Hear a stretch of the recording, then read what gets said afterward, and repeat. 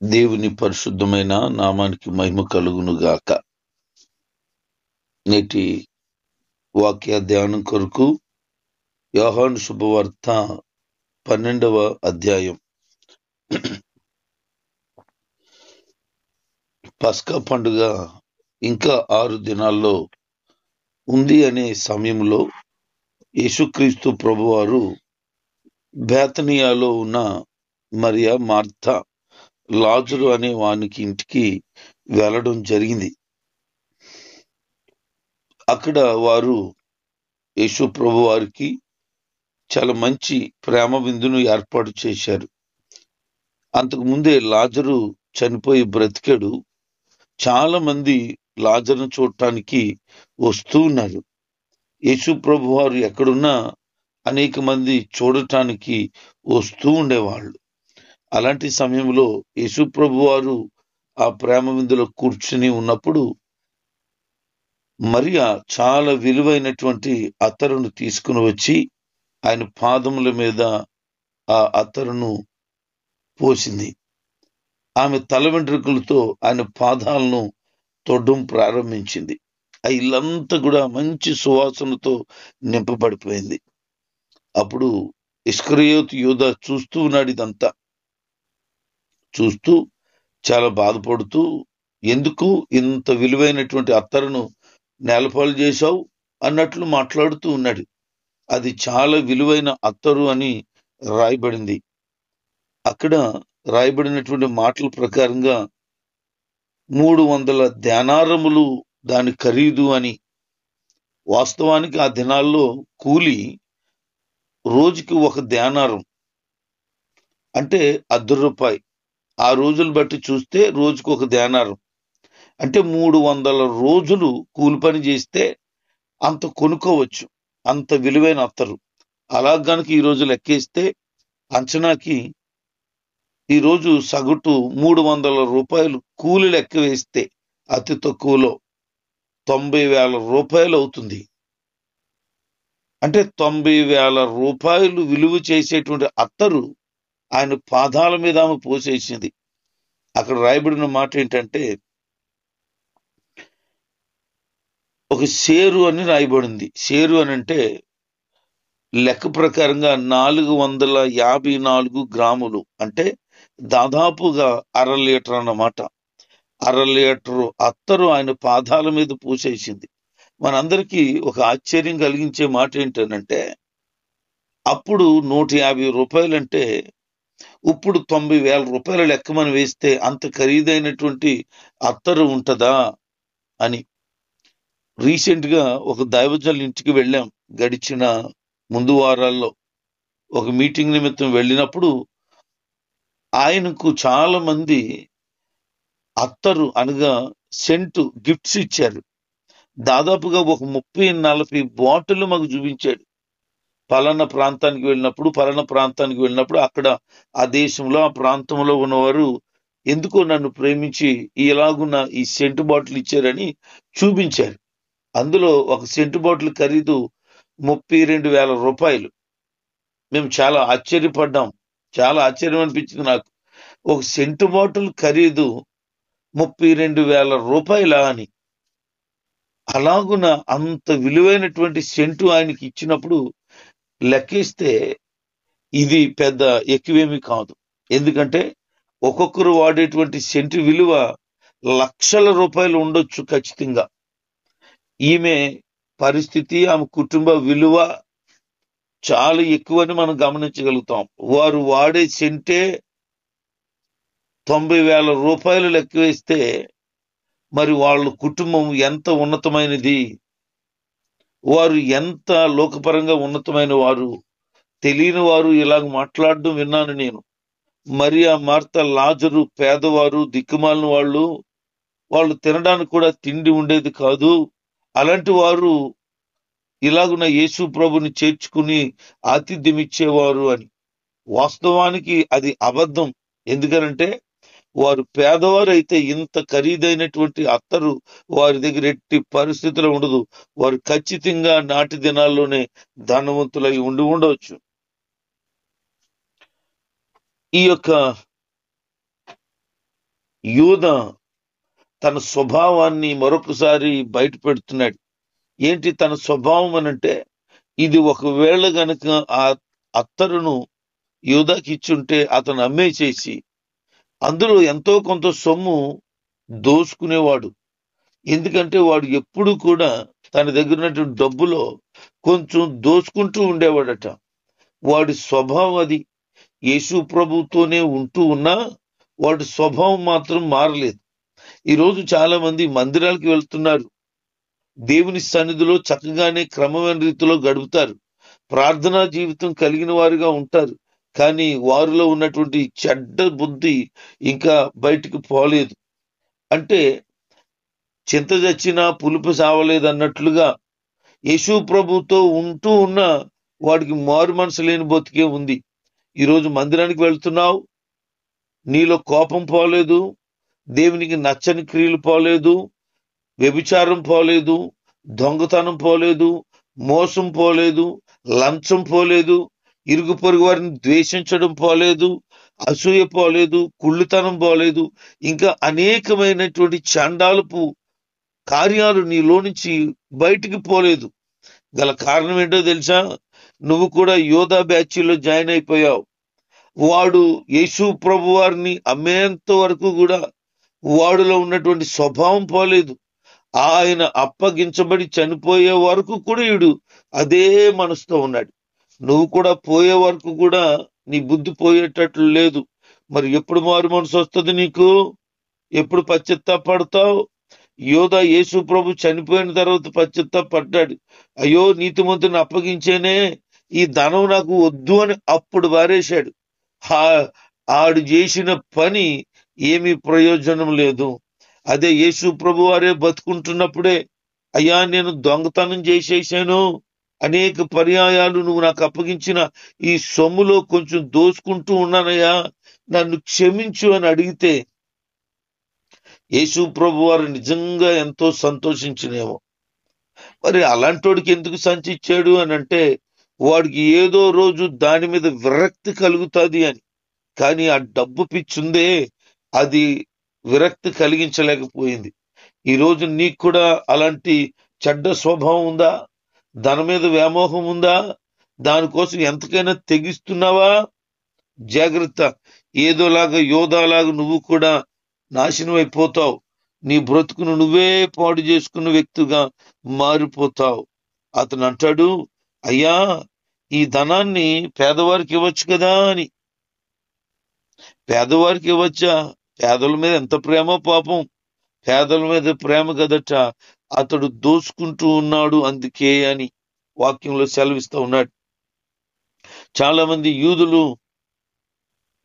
లాజరు చనిపోయి బ్రతికాడని, అతను చూడాలని, యేసు ప్రభు వారు కూడా బేతనీయలోనే ఉన్నారని, యేసు ప్రభును కూడా చూడాలని అనేకులు తమ వారిని విడిచి యేసు ప్రభునందు విశ్వాసం ఉంచారట. అప్పటి వరకు వారు ఈ లోకాన్ని, లోక సంబంధమైన వాటిని కోరి ప్రేమించి ఆశించి బ్రతుకుతుండేటువంటి వారు. అయితే అనేక మంది తమ వారిని విడిచిపెట్టారు అని.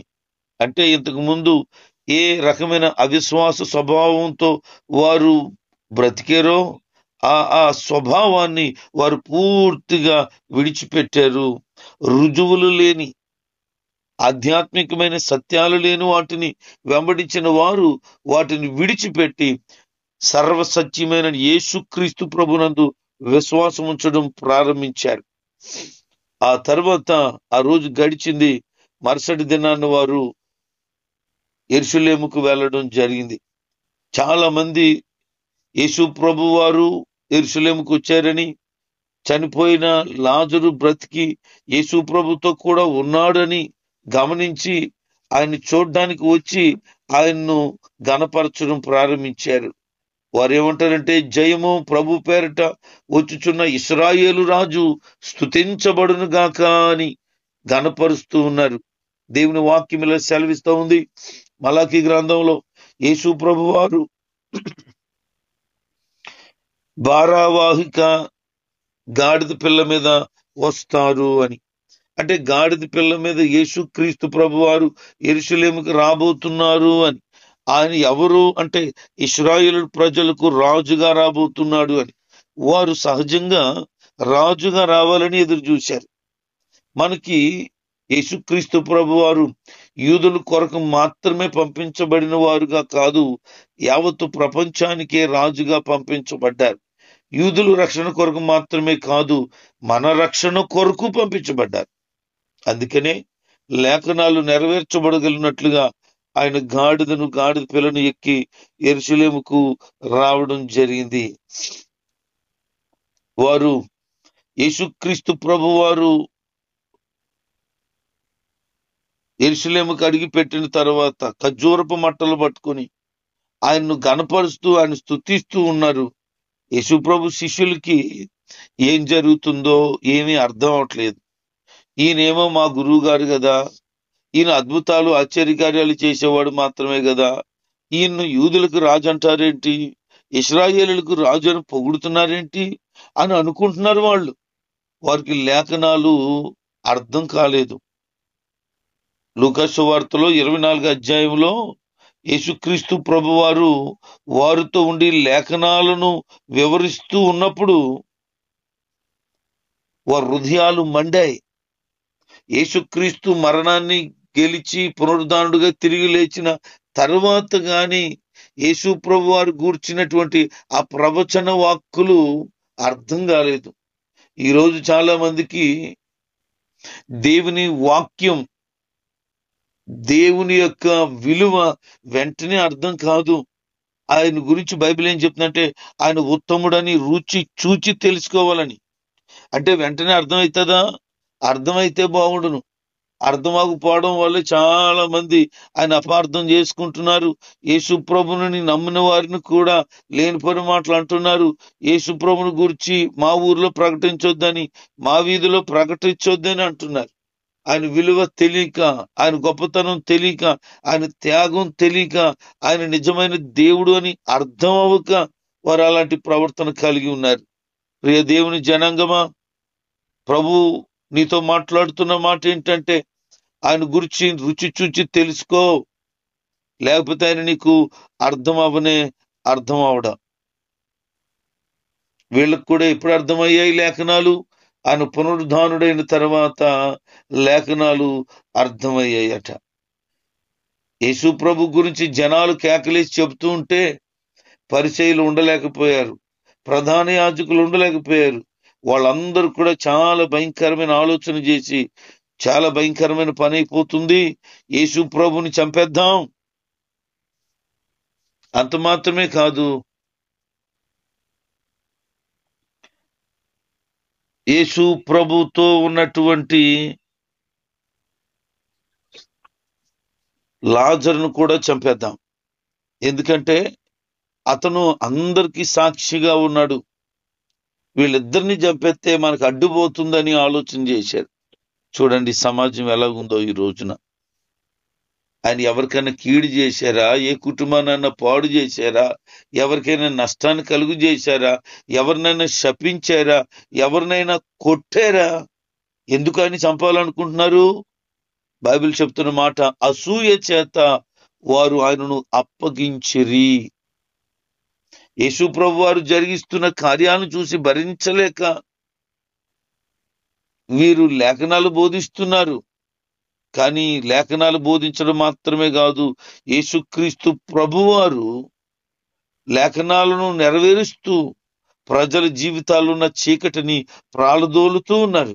అనేక మంది ఆయన వెంబడించడం ప్రారంభించారు.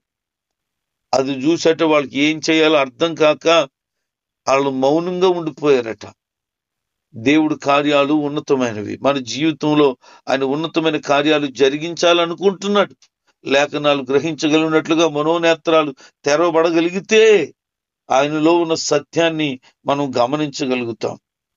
కొంతమంది అనుకుంటున్నారు ఆయన యెరూషలేముకు వస్తాడు కదా, ఎదురు చూసి చంపుదామనుకున్నారు, వచ్చారు గాని ఇప్పుడు ఆయన ఒక్కడుగా రాలేదు.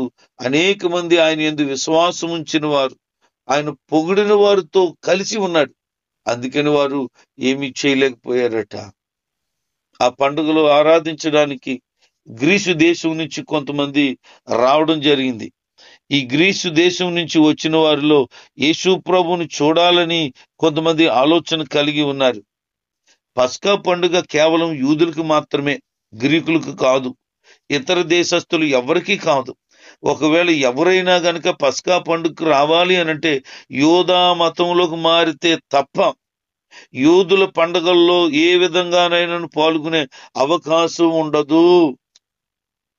ఈ గ్రీకుల్లో ఇలాంటి వారు ఉన్నారా అంటే ఉన్నారు. అపోస్తల కార్యాలు 17వ అధ్యాయం 4వ వచనంలో మనం అర్థం చేసుకుంటే అక్కడ ఏం రాయబడిందనంటే కొందరు భక్తి కలిగినటువంటి గ్రీసు దేశస్తులు ఉన్నారు అని.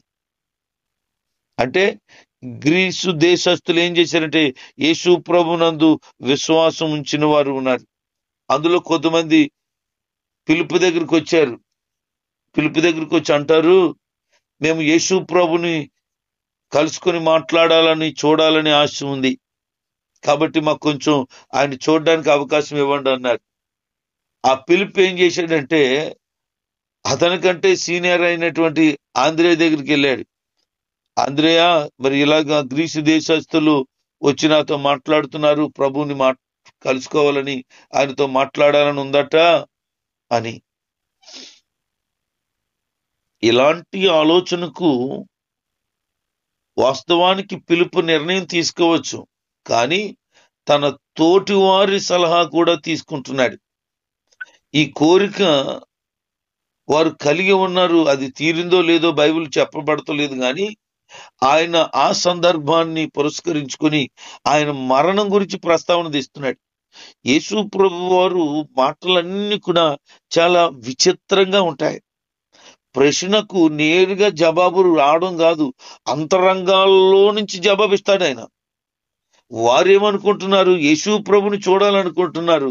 ఆయన ఏమంటున్నాడంటే నన్ను చూడడం కాదు, పునరుద్ధానుడైన నన్ను చూడాలి అనుకుంటున్నాడు ఆయన. ఆయన మాటలు గ్రహించడం ఆశ్చర్యంగా అనిపిస్తుంది. ఇంకా అంటాడు, ఇక్కడ నన్ను చూడడం కాదు, పరలోకంలో చూడాలని అంటున్నాడు ఆయన. అదే మాటలు చెప్తున్నాడు ఆయన. ఆయన మాటలు కొంచెం అర్థం చేసుకోవడానికి ప్రయత్నం చేయాలి. అందుకే గోధుమ గింజ భూమిలో పడి చావకుంటే అది ఒంటరిగానే ఉంటది, అది చచ్చిన ఎడల అది విస్తారంగా ఫలిస్తుంది. అంటే నన్ను చూడాలని ఆశ నీకు ఉంది, అయితే నీ ఒక్కడ కాదు ఆశ నెరవేర్చబడడం, అనేక మంది నెరవేర్చబడాలి. అది ఎప్పుడు జరుగుతుంది? ఆ గోధుమ గింజ నేను చనిపోయి మరలా బ్రతుకుతాను, అప్పుడు నా యందు విశ్వాసం ఉంచేవారు అనేక మంది ఉంటారు, అప్పుడు నన్ను వాళ్ళు చూడగలుగుతారు అని. వాస్తవానికి ఇది అర్థం అవటం లేదు. ఆధ్యాత్మికంగా అర్థం చేసుకుంటే తప్ప వారు యేసు ప్రభుని చూడాలంటే చూడడానికి అవకాశం ఉంటే ఇవ్వాలి, లేకపోతే కుదరదు అని చెప్పేసేయాలి. కానీ ఆయన అలా చెప్పటం లేదు. ఇప్పుడు నన్నెందుకు చూస్తారు, నేను పునరుద్ధానం అయిన తర్వాత నా మహిమను చూడమను. ఇప్పుడు నన్నెందుకు చూస్తారు, నేను పరలోకి వెళ్తానే అక్కడికి వచ్చి నన్ను చూడమని అంటాడు. అంటే ఏది ముఖ్యం? శరీరధారి అయి ఉన్నటువంటి ఆయన దేహాన్ని కాదట, ఆయన మహిమ పొందిన వారై ఉన్నప్పుడు చూడమంటున్నాడు ఆయన. అంటే నేను పునరుద్ధానం చెందబోతున్నానని, మరణించబోతున్నానని ఆయన ముందుగానే తెలియచేస్తున్నాడు. ఈరోజు చాలా మంది యెరూషలేము యాత్రకి వెళ్తున్నారు. ఏం చూడ్డానికి వెళ్తున్నారు? యేసు ప్రభు వారిని చనిపోయిన తర్వాత సమాధిలో పెట్టిన ఆ ఖాళీ సమాధి ఉంది, ఆ ఖాళీ సమాధిని చూడడానికి వెళ్తున్నారు. యేసు ప్రభు వారు ఏ ఏ ప్రాంతాల్లో తిరిగాడో, ఏ ప్రాంతాల్లో ప్రసంగం చేశాడో, ఏ ప్రాంతంలో సిలువ వేయడం జరిగిందో ఆ ప్రాంతాలు ఈరోజు సందర్శిస్తున్నారు. నేను వద్దు అని చెప్పటం లేదు. ప్రభువారు సంచరించిన ప్రాంతాలు ధన్యమైనవి. మరలా ఆయన అక్కడికే రాబోతున్నాడు, యెరూషలేముకి. ఆయన పరిపాలనే యెరూషలేము నుండి ప్రారంభించబోతున్నాడు. కనుక అది ధన్యకరమైన స్థలం, చూడడం ధన్యమే. అయితే ఆయన యెరూషలేములో ఉన్న ఖాళీ సమాధిని చూడడం కంటే పరలోకంలో ఆ ప్రభువుని చూడడం గొప్ప అంటాడు. నువ్వు ఇక్కడ చూడడానికి రాకపోయినా పర్వాలేదు, కానీ పరలోకంలో నన్ను చూడడానికి మాత్రం వచ్చాయి అంటున్నాడు. ఈ రోజున చాలా మందికి ఆశ ఉంటది, యెరూషలేము వెళ్ళాలి, అవన్నీ ప్రాంతాలు చూడాలి, మంచిదే. ఆ ఆశ నెరవేర్చబడకపోవచ్చు. ఎందుకంటే ప్రస్తుతం యెరూషలేము వెళ్ళి రావాలంటే దాదాపుగా 4 లక్షల పైన ఖర్చు అవుతుందట. అంత ఖర్చు పెట్టుకుని వెళ్ళి రాలేకపోవచ్చేమో గాని విశ్వసించి ప్రభువునందు ముందుకు సాగగలిగితే, విశ్వాసాన్ని కడవరకు కాపాడుకోగలిగితే, ఖాళీ సమాధిని చూడడం కాదు, పునరుద్ధానుడైనటువంటి పరలోకపు తండ్రి కుడిపార్శ్వమందు ఆసీనుడైనటువంటి యేసుక్రీస్తు ప్రభువారిని డైరెక్ట్ గానే చూడొచ్చు. ఆ ధన్యత విశ్వసించిన వారందరికీ ప్రభువు అనుగ్రహించునుగాక. లేఖనాలు ఏం చెప్తున్నాయో తెలుసా? ఆయన గురించిన ప్రస్తావన, పునరుద్ధానం గురించిన ప్రస్తావన మీరు కలిగి ఉండండి అని ఆయన బోధిస్తూ ఉన్నాడు. ఈ రోజున వాక్య ప్రకారం మనం జీవించగలిగినప్పుడు మన జీవితంలో నూతనమైన కార్యాలను తప్పకుండా చూడగలుగుతాము. యెరూషలేములో ఆయన అనేక మందికి ఒక ప్రాముఖ్యమైన విషయాల్ని బోధించాలని ఇష్టపడినప్పుడు ఒక ఆశ్చర్యకరమైనటువంటి ఉరుము లాంటి ఒక శబ్దం ప్రజలు గమనించారు. అదేంటంటే కొంతమంది అంటారు దేవదూత కనబడి యేసు ప్రభుతో మాట్లాడాడని. కానీ పరమ తండ్రియే ఆయనతో మాట్లాడిన సందర్భం మనకి కనబడుతుంది. జనాలు ఉరుము వచ్చినట్టుంది అనుకున్నారు, కానీ యేసుప్రభువారు అంటారు ఇది నా కొరకు కాదు, మీ కొరకే దేవుడు తీర్పు తీర్చబోతున్నాడు. లోకాధికారి బయటకు త్రోసివేయబడుతున్నాడు అని. లోకాధికారి అనగా సాతాను. వాడు బయటికి త్రోసివేయబడబోతున్నాడట, వాడు నాశనం అయిపోబోతున్నాడట, వాడిని గెంటేస్తున్నాడట దేవుడు. ఎందుకంటే లోక అధికారం ముగించబడింది, దైవాధికారమైనటువంటి యేసుక్రీస్తు అధికారం స్థిరపరచబడుతుంది. అందుకనే ఆయన పునరుద్ధానుడు తిరిగి లేచిన తర్వాత 40 దినాలు ప్రజలకు అగుపడి అప్పుడు చెప్తున్న మాట ఏంటంటే నాకు సర్వాధికారము ఇయ్యబడి ఉన్నది అని. లోకాధికారిని తలను చితకుదొక్కిన తర్వాత ఈ లోకము యేసుక్రీస్తు వారి యొక్క స్వాధీనంలోనికి వచ్చేసింది. అప్పటి వరకు అపవాది బంధించి ఉంచాడు. ఆ తర్వాత సర్వాధికారాన్ని యేసుక్రీస్తు వారు చేజెక్కించుకున్నారు. ఆయన మానవుడుగా ఉన్నాడు గనుకను ఆయన సర్వాధికారం పొందినవాడు లేడు.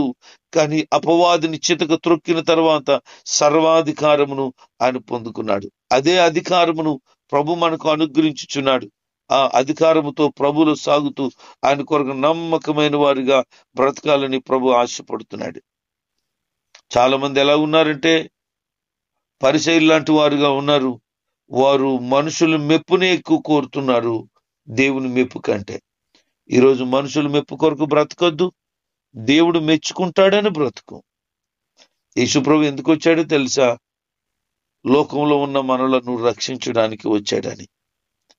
మనల్ని రక్షించడానికి వచ్చిన ఆయన మనకు నిత్య జీవమును అనుగ్రహించుచున్నాడు. కనుక నిత్య జీవం ఇచ్చే యేసుప్రభుని వెంబడిస్తూ ఆయనలో సాగిపోగలిగితే మనం మాత్రమే కాదు, మనం అనేక మందికి దీవెనకరంగా ఉండగలుగుతాం. అటు భాగ్యం, ధన్యత ప్రభు ఆయనందు విశ్వసించిన వారందరికీ ఇవ్వాలని ఆశపడుతున్నాడు. ఆయన కృప తోడుగా ఉండి అందరికీ అటు భాగ్యమును అనుగ్రహించునుగాక. ఆమేన్.